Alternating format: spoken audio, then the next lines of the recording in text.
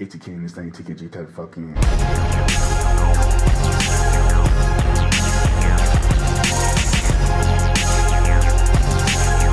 ATK in this thing, TKG, what is good with y'all, man? Listen, y'all see the title, y'all know exactly what we're getting into, man.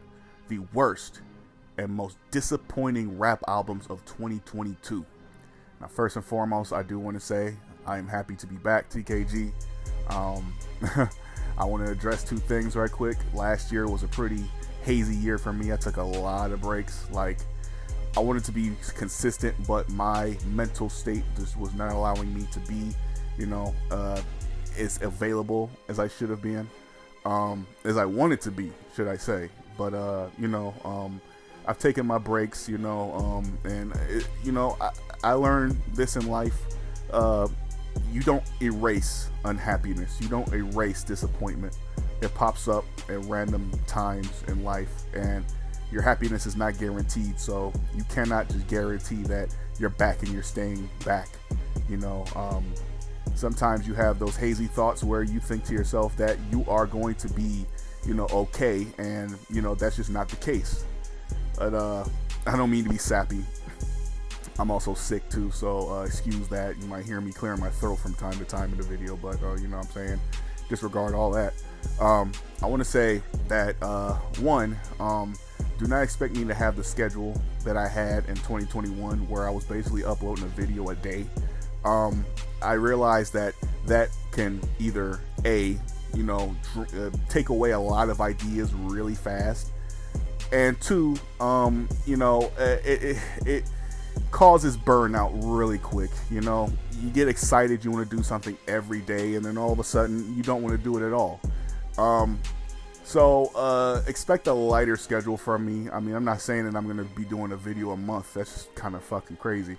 But at the same time, it's not going to be a video every single day. Just know that much. So, two, I am back. I know there was some talks about me retiring, and I do want to give this one more shot before I call it quits, if I want to call it quits. Probably some people that are throwing their hands up like, this nigga again. But, you know what I'm saying, man? Sometimes you just gotta sit there, you gotta talk to other people, you gotta really ask yourself if you're done. And I'd like to believe that I'm not finished yet, that I've got more to offer in this industry, this field, this community. And I love TKG, and some of y'all have really stuck by me, and I appreciate y'all. But with all that out the way, that sappy shit out the way, it's time to get negative, TKG. It's time to do what I do best, and that's roast, absolutely destroy, and criticize these shit albums. Now, I will have the letters D and B near the albums that are either disappointing or bad. Of course, the bad albums are just bad. You know what I'm saying? That it was not really too many redeeming elements to the album. And then disappointing was, I expected it to be good. I listened to it with, an open mind, and it just wasn't delivering on what what was advertised. Especially, given the artist and or the elements, given in the, the album. So, beyond any case, we got 20 of these bad boys to talk about. Let's get on into it. Kicking this list off at number 20, we've got Donda 2 by Kanye West, God Did by DJ Khaled at 19, and Dope Don't Sell Itself by 2 Chainz at 18. Now, Donda 2, right? Kanye had him a pretty eventful 2022, to say the least. I mean, I vowed not to really talk too much about the guy, so I'm going to make this very quaint, very fast. Donda was pretty good. It was nice. The deluxe was also pretty nice. Donda 2 basically sounds like a deluxe to a deluxe. I mean, to be honest, it sounds like a bunch of Kanye filler. I mean, I'm not directly saying that it's really bad. I'm not saying that it's bad at all. I'm just saying you could really go without this album. I mean, the year that Kanye West had, you'd almost think that he was doing all that stupid shit to, drum up some sort of controversy just so people could listen to this album. But, the album wound up being pretty forgettable in the long run. So if that was his end goal, it was all for nothing. At number 19, we've got God Did by DJ Khaled. Yeah, DJ Khaled is one of those easy picks for any of my worst lists. Because, I mean, seriously, the dude has one of the most lazy, most boring tactics before every project. All of a sudden, he pulls a Playboi Carti and he's got this gimmick that he's trying to sell you. Oh, God woke me up out my sleep. He told me, hey, yo, Khaled, make an album, make some more anthems. I'm liking what you're putting down. You are one of the greatest. You are allowed to say nigga.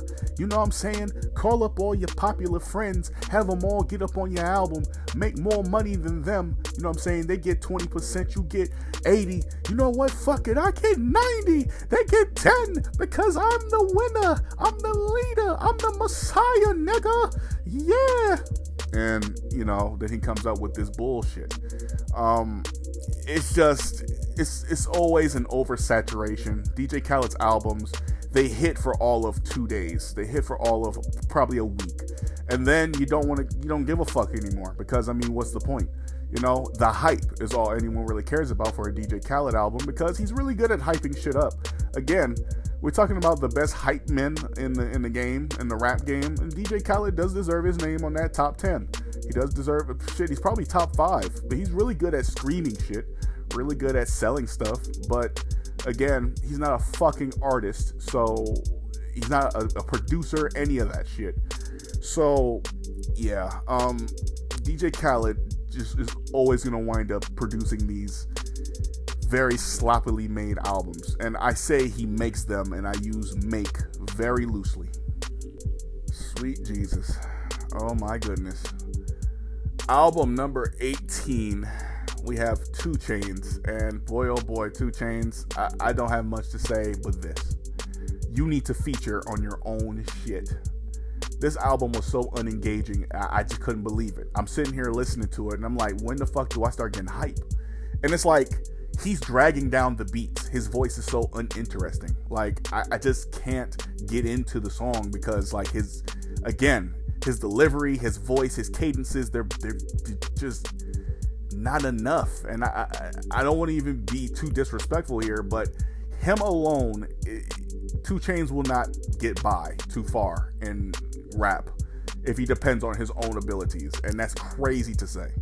Because shit, if you can't depend on yourself, then you might as well not even do what you're doing. This man ought to feature on his own album. And if I had said it already, I'm saying it again because, I mean, it's real. 2 Chainz is one of those good feature artists that is just a good feature artist. But a solo artist, he cannot stand alone. He cannot stand out by himself.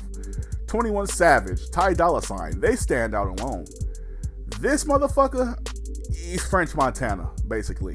He needs to be the hype guy on someone else's track. But hype guy on his own track, nah, won't work. At number 17, we've got DS Forever by Gunna. At number 16, we've got It's Only Me by Lil Baby. And at number 15, we've got Ethereal by Snot. All disappointing albums. Let us start with Gunna, shall we? I actually did a review on Gunna's album, DS Forever. If y'all want to see the review, you want to hear what I have to say about it, check it out. You know what I'm saying? I even said in that video that I believed if more albums came out, that album, that DS Forever would not be, in a top 10, top 20 for best albums. I believe the album is only as streamed and as big as it is because of Pushin P. And really, I mean, that's it, you know. That was one of the biggest songs of 2022. One of the most listened to songs of 2022. All over the radio. Yeah. And I can't stand that fucking song, so that doesn't do any better. But yeah, check out my review if you want to see what I have to say about DS Forever. Yes. I'm sure this is probably the most controversial pick on this list. But It's Only Me by Lil Baby. Now, I do not think like everyone else. I don't. It's something that you need to know about me right now. If you're new to my channel, it's something that you really need to know about me right now. I do not think like everyone else. This album was disappointing for this reason and this reason only. It all just felt like one long fucking song. People say that about Honestly Nevermind by Drake, but like this fucking album is basically that. The same fucking beat, the same flow, the same cadences, same delivery, same fucking subject matter the entire fucking time, damn near. Like, it's just, yeah, you play this at parties, you play this to get lit, it's cool, but it's like you're listening to this from a you know what I'm saying, like you fuck with this artist, you want to hear something new, you want to hear something else. I'm not saying that every artist needs to give us something brand new, but at the same time, it's like, damn, every fucking song sounds the same. Like, literally, listen to this, go to this album, flick through the songs, skip through, you know what I'm saying, the beats will sound the same. Like, I'm not bullshitting. Do it, come back, and then say, oh my gosh, Culture, you were right. But if I'm tripping, tell me I'm tripping. I don't mind either or.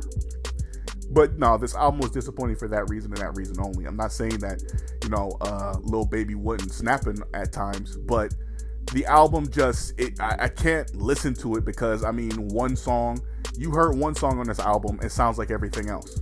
Like, seriously. Oh man, this pick hurts. It does. But Ethereal by Snot, I had to add it here for this reason and this reason only. Snot sounds very fake on this album.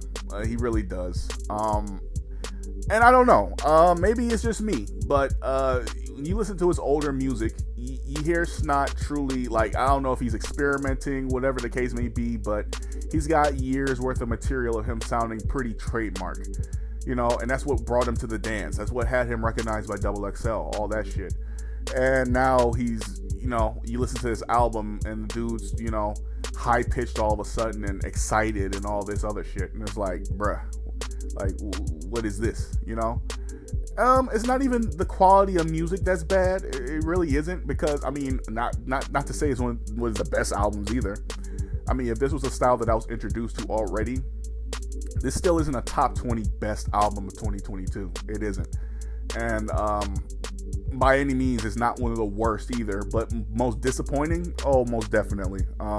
Gotta be in my top 10 most disappointing. It's just, a lot of people might hate the reason for me putting this on this list, but I couldn't ignore it. I couldn't return to the album too much, because this album just doesn't even sound like Snot. It sounds like a whole new fucking person, and it's fucking disgusting. At number 14, we've got X by Ken Carson, or as I like to call him, Playboy Uzi Vert. At 13, we've got Digital Roses Don't Die by Big Crit. Yes, I said Big Crit. Do not close the video yet. I swear I have a good reason for it. Well, not that good of a reason, but a reason. And number 12, we've got Trendsetters by Kodiak Red. I mean, once I get, yeah, okay. So Ken Carson, do I really have to even say it? This whole album was a skip, like basically the entire fucking album. And the reason for that, I expected it. I expected everything to sound fucking similar. I expected the you know what I'm saying, the topic matter to be fucking similar. I expected everything to be similar. I expected this guy to not stand out at all. Even his fucking appearance is not that crazy. Ooh, I've got blonde dreads. I've got half blonde and half black, like XXXTentacion. Like, golly. Is there anything original about this nigga? Not shit. Like, seriously, the whole fucking album is just, it's boring. It's boring for a Rage album, even. Like, I like probably one song on here, and then even then, like, when I do get to it, you know, in my rotation on Spotify, I skip it because I know that I got something better coming on afterwards. Like, it's just, nah. Get him, get Destroy Lonely, not Destroy Lonely too much. I like more songs on his album than I did on. I mean, I can't even truly say that, because shit, if I like 2 songs, I'd like more songs on his album than X. This shit is just so fucking boring. And I mean, like, there's not any point in reviewing albums by guys like Can and Ken Carson and Destroy Lonely because they all sound the fucking same. Sofagos and shit like that. It's like, bruh, they offer nothing to they put nothing on the table. They don't. We've already got enough rage rappers. We've got enough lit rappers. We've got enough. God damn, the oversaturation is crazy. Like, I'll settle for Yeet and I'll keep it there. You know, like, that's it. But all these other new niggas that just sound just like another nigga, that dress like another nigga, like, it's bullshit. I've had enough, man. He makes another album, expect it to pop up on here too. And it's not even like I'm not giving him a chance. It's just, no, it's that bad. The nigga's not good. Woo. This pick is gonna hurt me about as much as the Ethereal pick, but Digital Roses Don't Die by Big Crit. Big Crit is continuously one of my favorite rappers. You know what I'm saying? I've been a big supporter of his for a long time, and I can't tell you right now. I mean, I'm a big fan of a lot of rappers, but I'm not a stan. I'm not a dick sucker of anyone. You may see a few more of my favorite rappers pop up on lists like these over time, but you know, for now, you know, you've seen Snot, you've seen Big Crit, and you know, won't spoil anything else. But this album here, it simply put, it sounds like a throwaway. It's so boring. He went for a neo soul kind of touch here, and I'm not even gonna say that he's bad at it. I'm just gonna say, you know what I'm saying,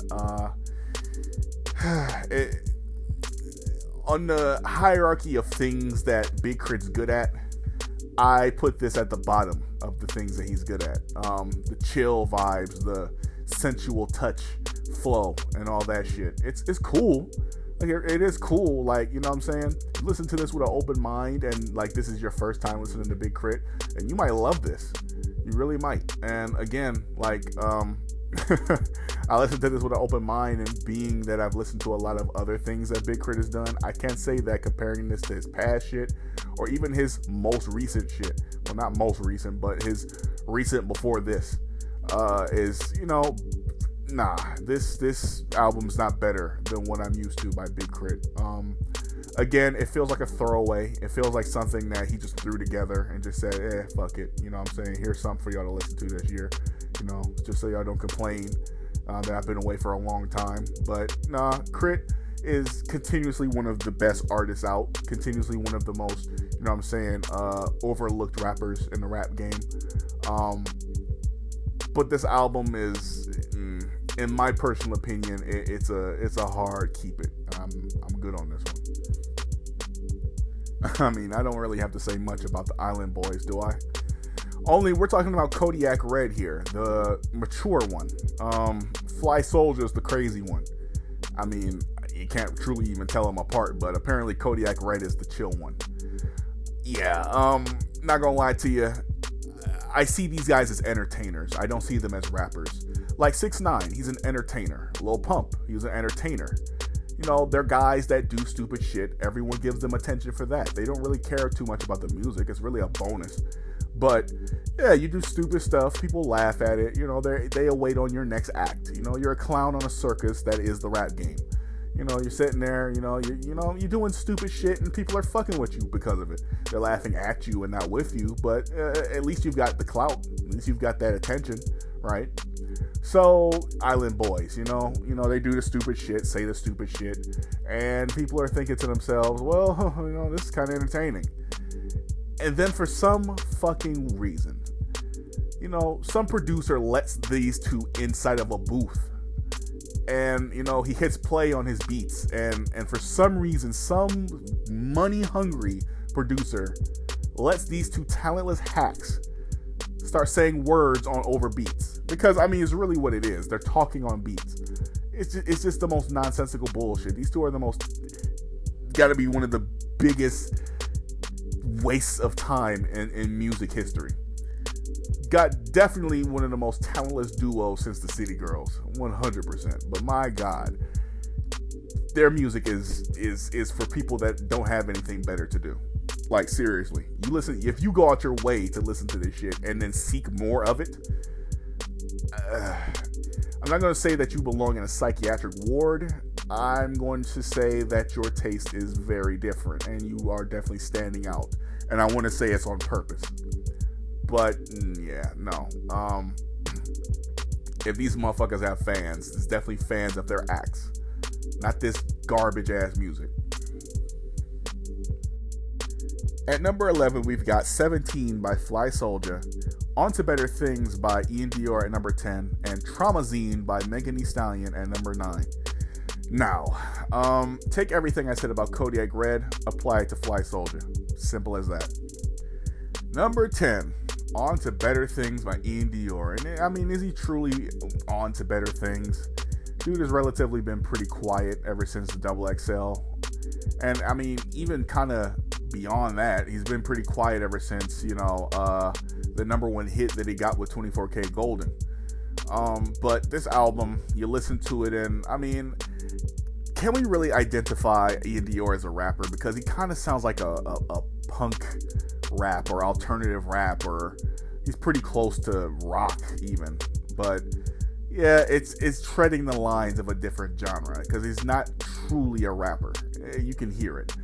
But no, this album here it's yeah, you know what I'm about to say. It's boring as fuck. You listen to this and you've never heard Ian Dior and you'll probably say the same shit. This album is basically this. I mean, again, one of the most annoying things to me in music is repetition, and this album is repetition like a motherfucker. Same topic matter, same fucking sound, all that shit.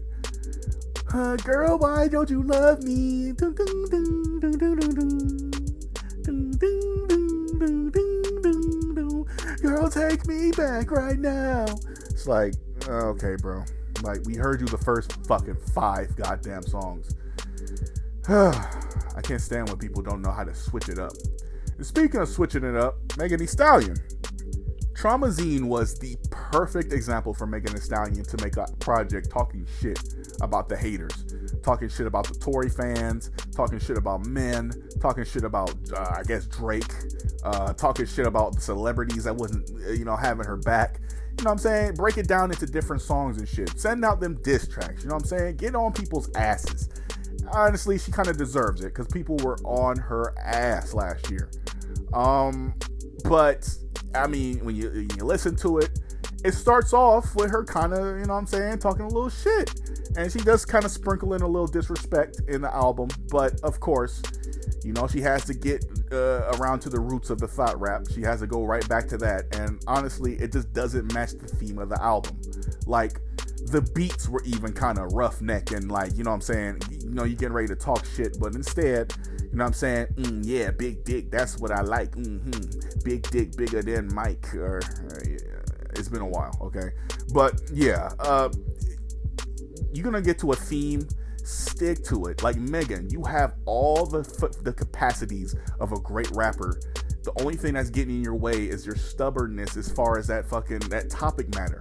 Like, I'm not even saying it's a problem because of this her bread and butter is what it got her on as big as she is. But for this specific album, talk your shit. Get on their ass. This was the perfect chance.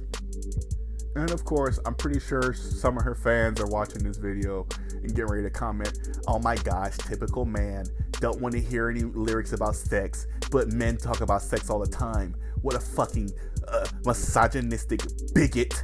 You're a fucking animal and no one fucks with you. You have a small dick and you're a virgin. And I'm also disliking the video and unsubscribing. I'm going to subscribe just to unsubscribe from you. And that's not what I'm saying at all. I didn't put this on here because of the sex rap. I put it on here kind of for the sex rap, but this was the perfect album for the shit talking. This was the perfect album to basically get raw. You know what I'm saying? Like, we know what Megan Thee Stallion has to offer when it comes to the sex rap. Been there, done that. Switch it up. Like, even for just this album. Like, when I say switch it up, people seem to think I mean stay switching it up all the time. No, I mean experiment. Give us a little something else for once. Like, yeah, talk shit this entire goddamn album.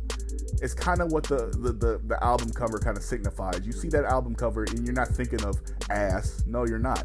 If I see the Good News album cover, I'm thinking, oh yes, sex will be spoken of. I see this one, I'm not thinking of sex. I'm not thinking of that at all. I'm thinking of, oh shit, this is about to be emotional. Oh, this is about to be different. Like, this is different. It starts off different and ends the same. And it's disappointing for that reason. Megan can't help but to go back to what she's used to. And it's so boring and lazy. At number 8, for the first time ever, we have 5 albums at the same fucking time. By none other than Snoop D-O-double-G. At number 7, we've got Vinyl Days by Logic. And at number 6, we've got Colors by NBA Youngboy. Now, Snoop Dogg. What is Snoop Dogg thinking? It's 2022, and for some reason, Snoop Dogg, with all the endorsements, with all the shit that he's got going on in life, the reality TV shows, the game shows he fucking hosts, the commercial he inevitably is in, Snoop Dogg is everywhere. I mean, this nigga is Shaquille O'Neal, the Shaquille O'Neal of rap. Like, he's everywhere and all over the place. So, I think that financially, Snoop Dogg is chilling. I would hope so. But dropping 5 albums lets me know that Snoop Dogg's either struggling or he really wants to be recognized as one of the best rappers in the game. He's not. I mean, Snoop Dogg is nowhere close. If there are only 50 rappers, Snoop Dogg is still not even top 70. It's fucking bad. Snoop Dogg is not good anymore. His style is truly stuck in the 90s and the 2000s, and it does not at all. It doesn't work anymore. He dropped 5 fucking albums, and I'm not bullshitting you when I tell you all 5 of them were dog piss, dog shit, dog vomit, dog corpse, dog, just dog. Okay, it was bad. It was fucking disgusting. Yeah, he needs to hang it up, and this 2022 should be the indication that Snoop Dogg is. He ain't it no more. I don't know what led me to listen to Snoop Dogg of all people, but you know what? I told myself, why not? Vinyl Days by Logic. I don't know what the fuck Logic was going for in this album. Clearly he was going for an experimental kind of sound. It did not work. It really didn't work. I mean, it so didn't work. There was a lot of nonsense on this album, and a lot of just the cliches came back out for Logic, and it's just so tired. We get it. You got a fucking song called what, Black White Man or some shit. It's okay, Logic. Damn, we get it. You get to say nigga from time to time. Fuck. It's so annoying. Like, dude, we get it. And there's just some people so stuck in the fucking past that they won't allow themselves to do anything different. And this shit just, it just fucks with your reputation. It really does. Because, dude, you come out of retirement and then you drop dog shit. And it's just like, damn. Like, maybe you go back to Twitch. Maybe you stay there. Maybe you work on it. Maybe you listen to it. You know, get your fans to check out your shit. You know, make a Patreon. Get them to listen to your shit before you put it out. You know, and then you put it out, and then maybe it might be more, you know what I'm saying, better received. But no, this shit, I don't hear anybody talking about this shit. And then when I do, it's usually people saying that it's bad. And I can't lie to you, Logic. I have it disappointing only because I expect more from you. But this album was kind of fucking bad. It really kind of was. And I'd like to call myself a Logic fan, a tweener even. But this shit here, it was not it at all. He tried something new and it was a fucking fail. Oh my God, Moses Malone. Jesus Christ. I mean, NBA Youngboy dropped about 90 goddamn albums in 2022. Like every goddamn month, it seemed like NBA Youngboy was teasing some shit. And it wasn't like the Playboy Cardi teasing where he said, it's coming, and it doesn't come. Nah, sometimes it wasn't even a fucking warning. He just dropped some shit. Yeah, NBA Youngboy dropped a plethora of albums, and some were good, and some were to be missed. And I'm highlighting colors out of those albums to be missed, because this album particularly felt like filler. I mean, there's not much else to say about it. It just felt like, it just seemed so uninspired. There's not too much to go off of in this album. You listen to colors and you get base NBA Youngboy, I guess. You get what you had from him already. It's just an album that just sounds like a deluxe to a deluxe to a deluxe to a deluxe. Yeah, it's bland as fuck for NBA Youngboy standards, at least. But it's very bland. It's very missable. By all means, I mean, it's not, full of fucking skips, because if you're an NBA Youngboy fan, you'll listen to this whole fucking album as if this was your first time listening to NBA Youngboy, and by all means, if this was your first time listening to NBA Youngboy, you'd probably fuck with this album. Probably. But no, if you're used to him, this is not it. Again, just a filler album, just something to put out for the time being. Fun fact, I think NBA Youngboy is the first rapper to drop a rap album in 2023. He's already got an album out. Like, go figure. We're like fucking 7 days into the goddamn new year, and this man has already got something cooked. You know what I'm saying? This is the equivalent of going to your grandmother's house. You go there and she's already got something on the fucking table. You leave, you go to the store, come back, and she's got another plate for you. You're full and don't want any more, but guess what? Grandma's not hearing shit that you've got to say, because guess what? She just whipped up a batch of cookies that you must have. And you, the also indulgent fan, the also indulgent fat ass, sitting there thinking, I guess I am a little hungry. And then you take a little bite, and that's grandma's way of knowing, he ate that cookie, he's still hungry. So you get a whole big ass pot of fucking greens or some shit. I don't know if that's a good enough analogy, but it sounded like it made sense. So, yeah. This has got to be a fucking joke. Space Age Pimpin' at number 5, made by, I shit you not, Pierre Bourne and Juicy J. Oh my god, what the serious fuck is going on in the rap game? We once upon a time had the odd pairing of Rich the Kid and Lil Wayne, and now we've got an even odder pairing of Juicy J and Pierre motherfucking Bourne. Like, two completely different styles. It just don't make no sense, and they don't mesh at all. They don't sound cohesive in the slightest. This album is a complete miss. Like, many skips here. Filler. The album should be called Space Age Filler. Like, both of them had time to burn, I guess. Fucking Juicy J probably was smoking, you know what I'm saying, at a party that Pierre Bourne was at, and Pierre Bourne must have been playing some beats, and then Juicy J was like, oh shit, them shits are fire. And then he started freestyling on some shit, and then they both got drunk and then dropped this shit. Because there's no fucking other excuse or reason that I'm willing to accept for this odd-ass pairing that did not fucking work. It doesn't work.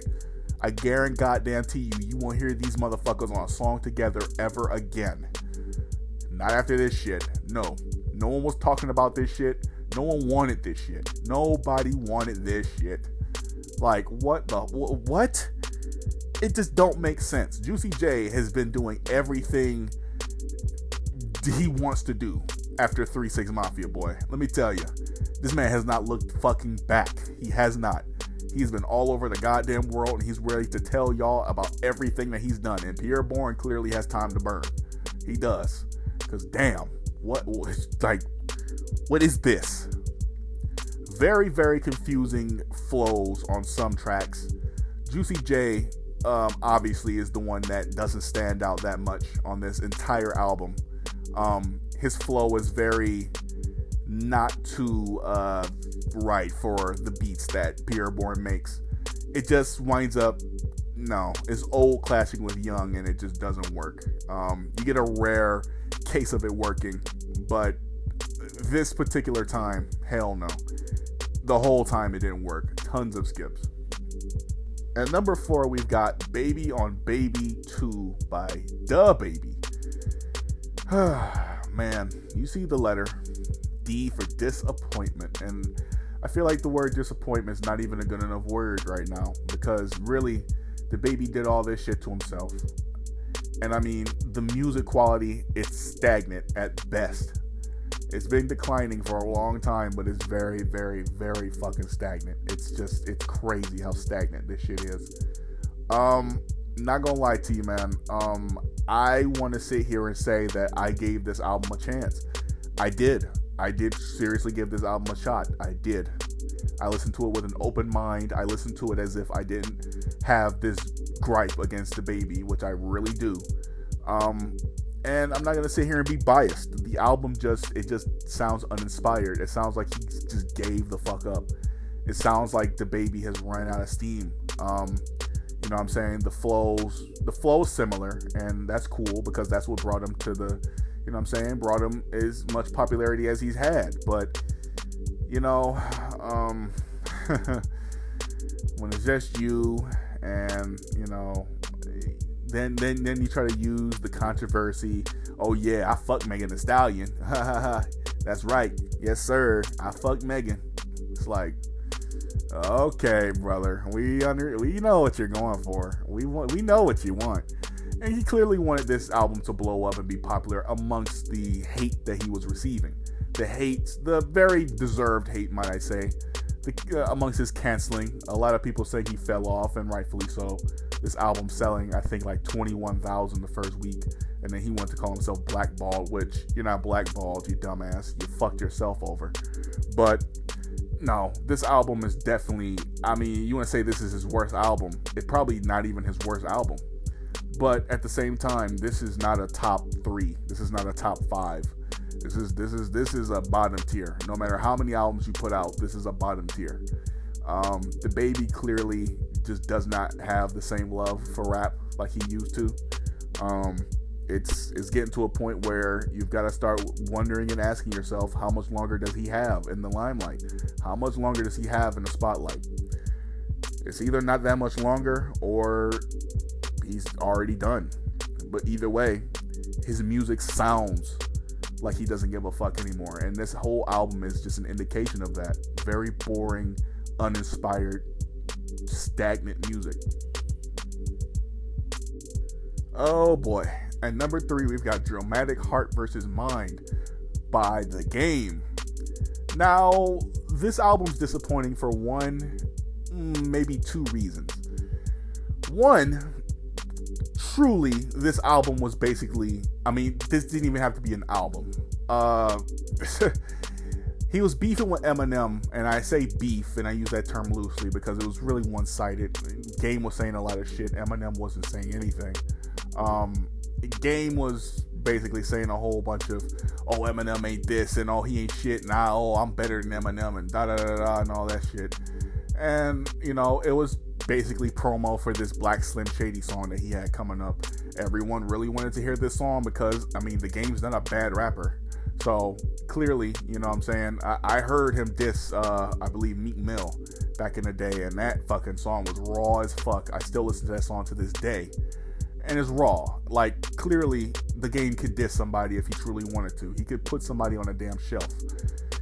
But, yeah, this Black Slim Shady song, it was dog shit. And that's really all anyone cared for on the album.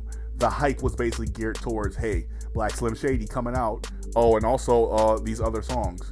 No, it wasn't given. It wasn't shit. It just felt like filler up until that song. And then basically after that song, you really don't give a fuck about it. Clearly, The Game wanted that song to be a hit. He wanted that song to take off, and he wanted that to give him some sort of bigger publicity, but it didn't do shit. People really only made fun of the man. And now he's going to continue to keep that, you know, that negative criticism. It's going to follow him because Eminem fans don't forget anything. They don't forget when you make fun of their Lord and Savior. And, I'm not one of the stans, but I definitely won't forget The Game trying to diss Eminem of all people. Yeah, it made him look very stupid because, again, it just felt like promo for one song, and it wasn't good. The song wasn't really giving what it was supposed to give. Yeah, you mentioned Eminem on occasion here and there, but like it didn't really even come off as a diss. Truly, it really came more off as a tribute, sort of, kind of. So I don't know, but it didn't really make any sense. The album again just felt very bland, very basic, very skippable. Definitely not something you want to listen to if you're a big Game fan. I like the Game. Once again, I'm not ever gonna come back to this album. At number 2, obviously, we have Tom MacDonald and Adam Calhoun for The Brave. I don't know if I'm saying Adam Calhoun's last name right. Chances are I'll never have to say his name again. I mean, maybe I will. Shit. Because judging off of his performance in this fucking album, he individually will probably be back on this list. But my goodness, man. I don't know how you out-shit Tom MacDonald, but the Adam Calhoun guy is just as bad, maybe a tad bit worse.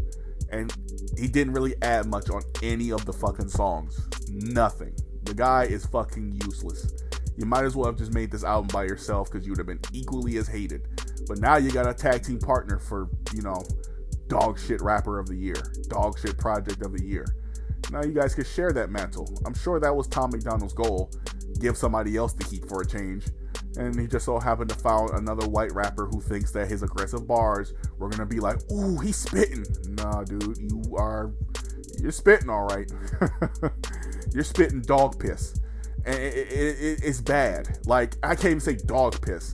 He's so obsolete. He's an animal no one thinks about. It's puma shit. Like, it's fucking parakeet piss. It's fucking cockatoo vomit. Anything except the norm. It's not your conventional dog shit and dog piss. You know what I'm saying? It's not your everyday album. For some reason, Tom MacDonald likes his albums hidden. You can't really find most of his albums on streaming places. You can find them on iTunes sometimes. A lot of his stuff is on YouTube, which is where he originated. But there's a reason for it. I'm sure this is a clever way of saying, oh, not everyone can listen to my stuff. But, I mean, thank God you're doing that. Because that'll keep me from putting you on this list. And that'll keep me from, having to get more napkins for my ears. Bleeding. Thanks to your garbage, gunk bullshit. I mean, seriously. I think Tom MacDonald at this point knows he's one of the cringiest rappers out. I think at this point he knows people can't stand him.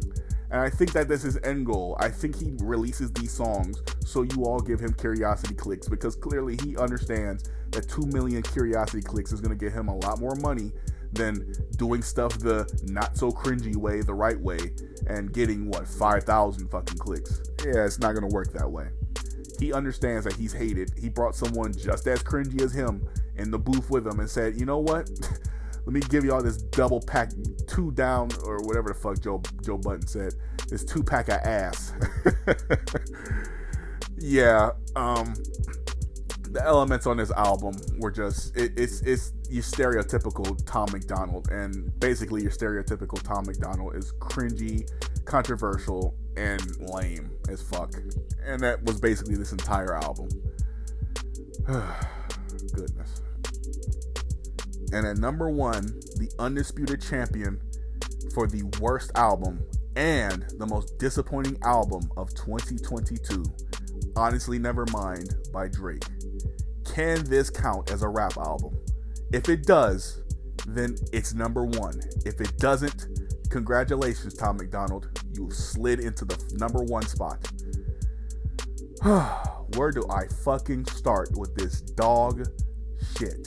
This album right here, 100% the most disappointing, bar none. I mean, you listen to the first song, Drake warned us that this was going to be a house album. It was going to have house beats on it. And we got house beats. Or should I say a house beat? Because the entire album had the same fucking song on it. Over and over and over.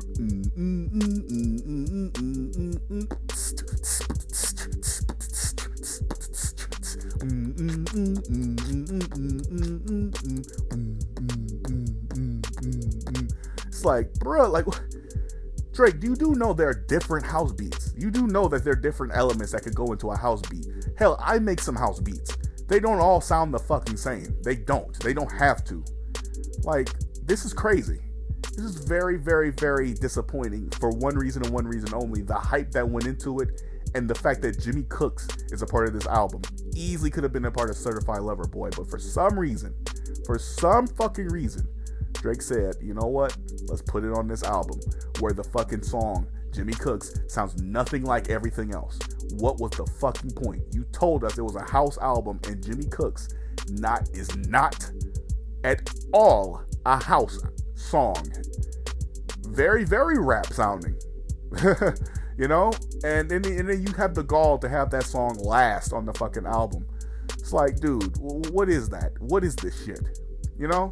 Did you just like guarantee you had at least one hit on that album? It's disappointing. But for some reason, Drake fans still try to force themselves to listen to it because they have to tell themselves, I must love everything Drake does. I have to. Drake did not fail me. Drake did not fail me. Drake did not fail me. As they ram a Drake dildo up their ass, I'm sure. But this shit is just the worst. Like the absolute worst. It was bad too, don't get me wrong, because my goodness, the house elements were not executed well at all. I will say that for a fact. The subject matter did not change. The singing was kind of for Drake standards.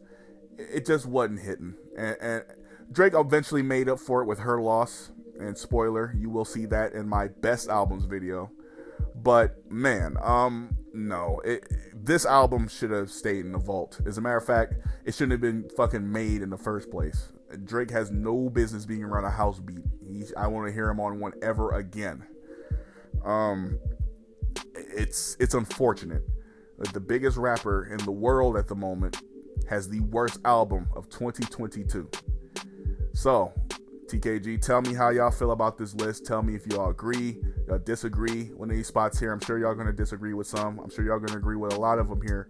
But beyond any case, man, tell me who else, who I missed. Tell me who y'all have on here as honorable mentions. You know what I'm saying? Beyond any case, vibe, have a good time. It is great to be back, and I will see y'all later. Peace out. Get batshit dirty old twat. 69